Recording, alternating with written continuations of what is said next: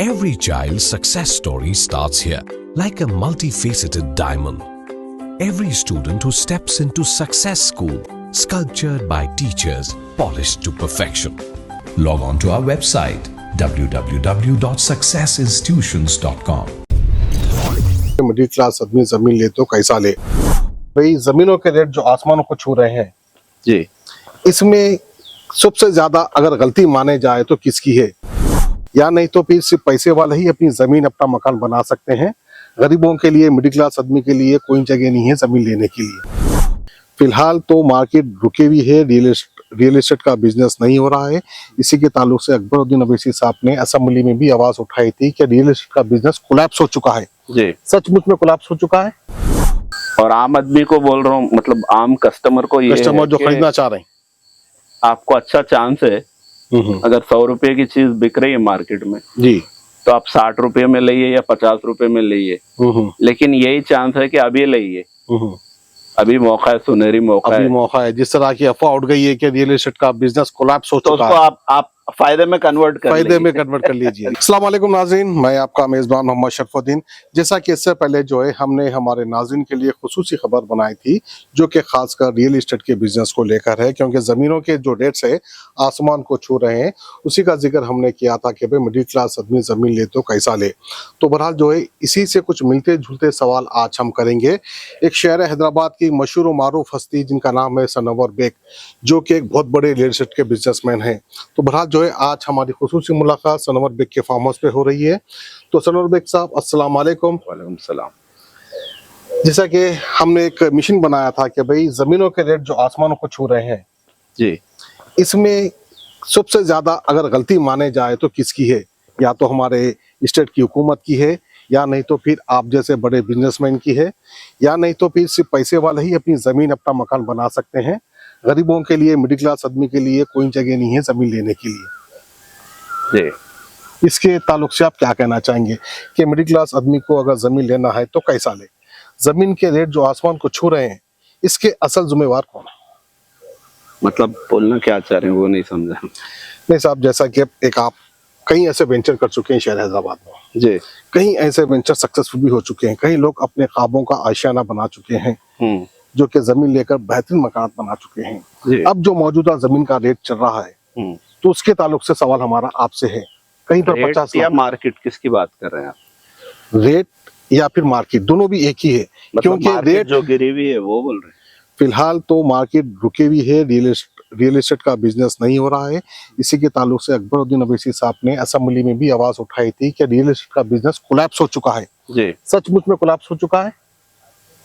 आपके real estate business देखिए, आमतौर पे इलेक्शन के, अब जैसा कि ये इलेक्शंस हुए जी, 1 साल पहले से ही मार्केट स्लो है। जी, और आमतौर पे क्या है, इलेक्शंस के 6 महीने के बाद में मार्केट रिकवर हो जाती है। मगर इस बार नहीं हुआ ऐसा। इस बार ऑलमोस्ट इलेक्शन होके 1.5 साल हो रहा है। और नहीं रहे, ऐसा नहीं होने की वजह मेरे ख्याल से, मेरा ओपिनियन है जी, जी, ये हो सकती है कि रेट्स जो है, जो नॉर्मल रेट्स रहते हैं उससे रेट ज्यादा हो चुके थे। जी, अभी से नहीं, पिछली गवर्नमेंट से भी में भी रेट्स ज्यादा हो चुके थे। जी, जी, क्योंकि हम लोग जब लॉन्च करते थे प्रोजेक्ट 2016 या 17 में, जी, आज से 7-8 साल पहले, जी, तो एक नॉर्मल एक वेंचर में एक 10,000 रुपये पर स्क्वायर यार्ड प्राइस रहता था। कितने साल पुरानी बात है साहब ये? 6-7 साल पुराना। 6 साल, ओके। तो एक प्लॉट 200 गज का आता था 20 लाख। 20 लाख में जी। तो चाहे सऊदी, दुबई, NRI हो, 5,000-6,000 सैलरी जो, जिसकी दरहम जो तनख्वाह होती है या रियाल, जी, वो लोग एफर्ट कर सकते थे। ठीक है। आज क्या हुआ, प्राइस बढ़ गया। सेम प्लॉट का प्राइस 50-60 लाख हो गया जी, लेकिन उनकी सैलरी वही है। सैलरी वही है, कमाई नहीं बढ़ी लेकिन रेट बढ़ गया। कमाई नहीं बढ़ी लेकिन रेट बढ़ गया। ठीक है। मतलब NRIs की बात नहीं कर रहा हूं मैं, कि नॉर्मली इवन इंडिया में भी अगर कोई एम्प्लॉय है या IT प्रोफेशनल है, तो 7-8 साल पहले जो उसकी सैलरी थी आज भी वही है जी। 19-20 का कुछ फर्क होगा जी, लेकिन ज्यादा फर्क नहीं है जी। तो मेरे मुताबिक क्या है कि इनकम नहीं बढ़ी जी, प्राइसेस बढ़ गए जी, तो इस वजह से भी जो है ना एफर्ट नहीं कर सक रही जी पब्लिक। तो हम सब समझ रहे हैं कि मार्केट गिर गई जी। मतलब मेरा ओपिनियन ये है, तो हर किसी का अलग अलग रहता है। जी ठीक है साहब। अब ये तो हो गई बात कि पहले एनआरआई जो है बाहर 5-6 हज़ार दिरहम कमाते थे, उनके पास कुछ पैसे सेव हुआ करते थे, वो कैपेबल थे कि हैदराबाद में आकर अपनी एक जमीन ले अपना एक मकान बनाए। जी। अब जो रेट बढ़ चुके हैं और एनआरआईज के सैलरीज नहीं बढ़ रहे हैं, तो अब जो मौजूदा हालात है उसके ताल्लुक से आप जैसे बड़े रियल एस्टेट के बिजनेसमैन क्या सोचो विचार कर रहे हैं कि भाई ये मार्केट को कैसा सॉल्व करें? कुछ सोल्यूशन है आपके पास? नहीं, मेरे ख्याल से ये है कि अब करेक्शन करने का टाइम आ गया। जी ठीक है, करेक्शन करने का टाइम मतलब ये कि जो रियल एस्टेट डेवलपर्स है जी वो अपने प्राइस को रिवाइव करे जी और जो लैंडलॉर्ड्स है जिससे हम जमीन खरीदते हैं, जी ठीक है, वो अपने प्राइस को रिवाइव करे, यानी वो कम करे और हम जो बेचने का प्राइस कम करे। ठीक है, क्योंकि क्या है 90% लोग जो है 90% जो लोग है वो है middle class, lower middle class. जी ठीक है, वो लोग ही है ज्यादा। जी 10% लोग है जो पैसे वाले लोग होंगे। जी। तो 90% लोग को जब अगर आप कवर करेंगे, वो लोग अगर एफर्ट कर सकेंगे प्रॉपर्टी लेने, तभी मार्केट रिवाइव होगी, तभी मार्केट ऊपर आएगी। अच्छा। तो इसके लिए क्या है, डेवलपर्स का काम ये है कि प्राइस कम प्राइस में लैंड खरीदे और कम प्राइस जो है कस्टमर को ऑफर करे। ठीक है, तो अब राइट नो का सिचुएशन ये है कि 90% लोग के लिए अब सुनहरी मौका है कि वो अपना ऑफर दे डेवलपर को। ओके। अगर वो 100 रुपये बोल रहे तो 100 रुपये नहीं भाई, मेरे पास 60 रुपये है, जी मैं 60 रुपये में ही ले सकता हूँ। और डेवलपर का काम है कि वो 60 रुपये को एक्सेप्ट करे। जी। भले ही आप अपने प्रॉफिट को कट डाउन कर रहे होंगे, अब 100 रुपये कमाने की जगह आप 50 रुपये कमा रहे जी, लेकिन आप कट डाउन करो। वो करने से क्या होता, मार्केट फिर फ्लो में आती जी। आज आप पैसे नहीं कमा रहे होंगे लेकिन आज से 1 साल 2 साल के बाद फिर दूसरे वेंचर में कमाएंगे ना। जी जी। तो मेरा अपना ओपिनियन ये है। लेकिन आप जैसा बोले कि अब आप हर रियल एस्टेट वालों से इंटरव्यू लेने वाले लेंगे, हमारा मिशन यही तो है। पता नहीं कि किसी और का क्या ओपिनियन है। जी, मेरा ओपिनियन ये है। बहुत अच्छा ओपिनियन है आपका। आप तो ये चाह रहे हैं कि भाई अब जो लैंडलॉर्ड है वो जो है अपनी कीमत को कम करे। जी हाँ, वो कम करने के बाद फिर आप उनसे परचेस करेंगे, परचेस करने के बाद जो है आप भी खरीदार को, हम भी खरीदार को कम प्राइस में देंगे। हाँ, अगर हमको 100 रुपए में मिल रहा तो 105 में देना, 105 में, ना ही 150 रुपए में देना। अच्छा, मतलब आप भी अब कम कमीशन में बिजनेस करेंगे। कम कमीशन में बिजनेस करने से क्या होता है कि जो एनआरआई है, जो मिडिल क्लास है, चाहे यहाँ के होंगे चाहे बाहर के होंगे जी, वो एफर्ट कर सकना। राइट, ठीक है, आज से 6-7 साल पहले जैसा 20-25 लाख का प्लॉट रहता था, एफर्ट कर सकते थे जी। आज क्या हो गया, वही प्लॉट 60-70 लाख का हो गया जी।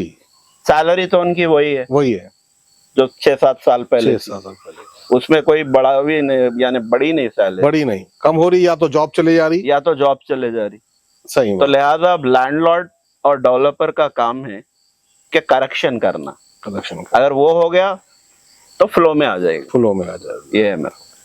अब तो हमारे सनवर बेग साहब का कौन सा वेंचर चल रहा है एट प्रेजेंट? कई वेंचर तो आप सक्सेसफुल कर चुके हैं। आप खैर मार्केटिंग के ताल्लुक मतलब मार्केट के रिव्यू के लिहाज से आए जी जी जी, तो उसका जवाब मैं दे दिया। जी जी।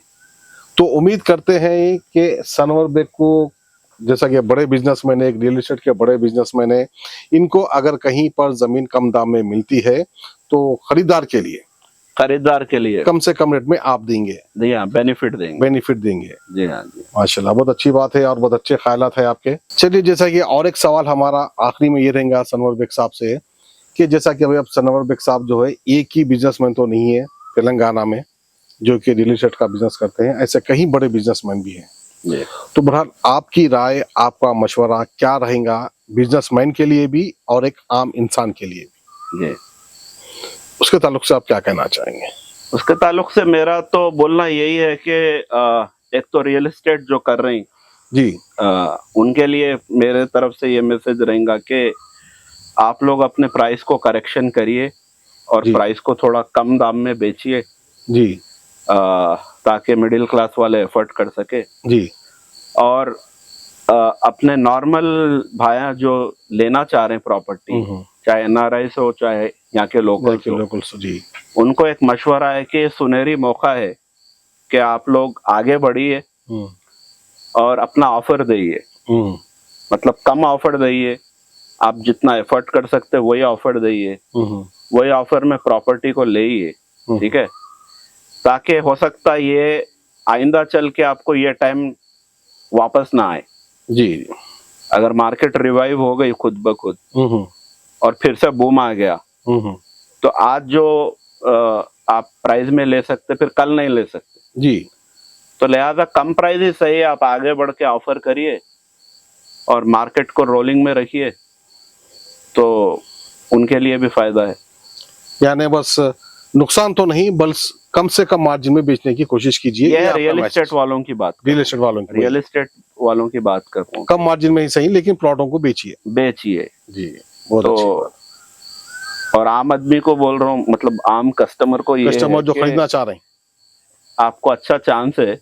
अगर 100 रुपए की चीज बिक रही है मार्केट में जी तो आप 60 रुपए में लइए या 50 रुपए में लइए, लेकिन यही चांस है कि अभी लइए, अभी मौका है, सुनहरी मौका अभी मौका है। जिस तरह की अफवाह उठ गई है कि रियल एस्टेट का बिजनेस कोलैप्स हो तो चुका उसको है, आप फायदे में कन्वर्ट कर लीजिए। यानी सुनहरा मौका है, सुनहरा मौका है कस्टमर के लिए सुनहरा मौका है। कम रेट में आपको जमीन मिलेगी, कम रेट में मिलेगी, आगे बढ़िए ऐसा। अच्छा सनवर बेग साहब, जैसा कि अभी हमने आपको सवाल किए थे, कई सवाल किए थे रियल एस्टेट के बिजनेस को लेकर के, फिलहाल जो है मार्केट डाउन चल रही है रियल एस्टेट की, लेकिन एक अहम सवाल हम आपसे करना भूल गए थे।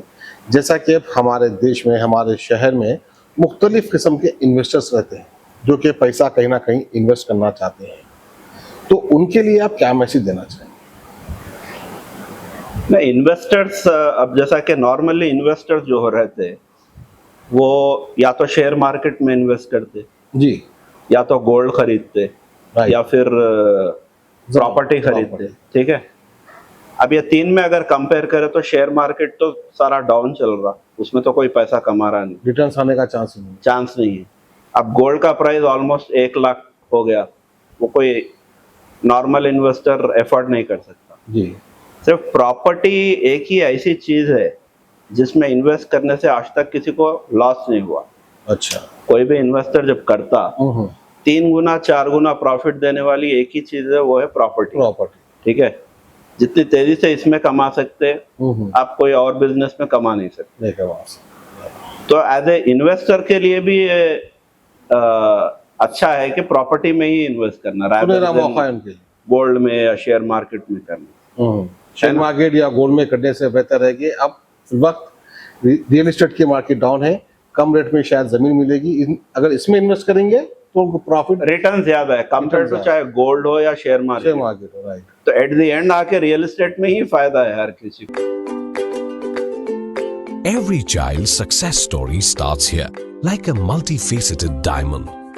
Every student who steps into Success School, sculptured by teachers, polished to perfection.